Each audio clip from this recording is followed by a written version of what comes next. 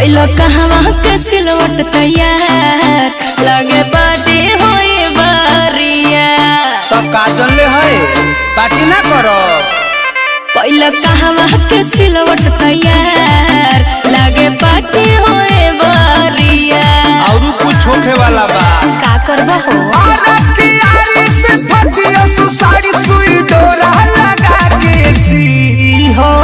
का जो गाड़ी लफड़ा के ही मुर्गिया छपरा के ही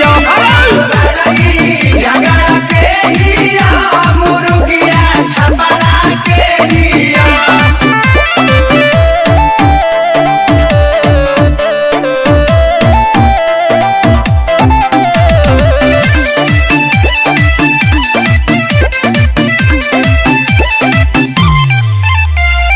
जातानी हम सोनी पीसे मसाला पीके तू छपरा में करी हो नाला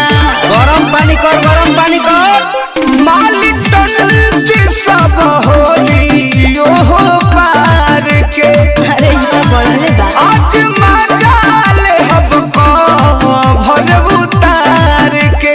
छील के खाई बुक होई रिगल होटल टूटे सुनो बोतल गिफ्ट कुछ बड़ा दी हो यही खाती आईले बान जो गड़ई लफड़ा के ही मुर्गिया छपरा के ही जो गड़ई झगड़ा के ही मुर्गिया छपरा के ही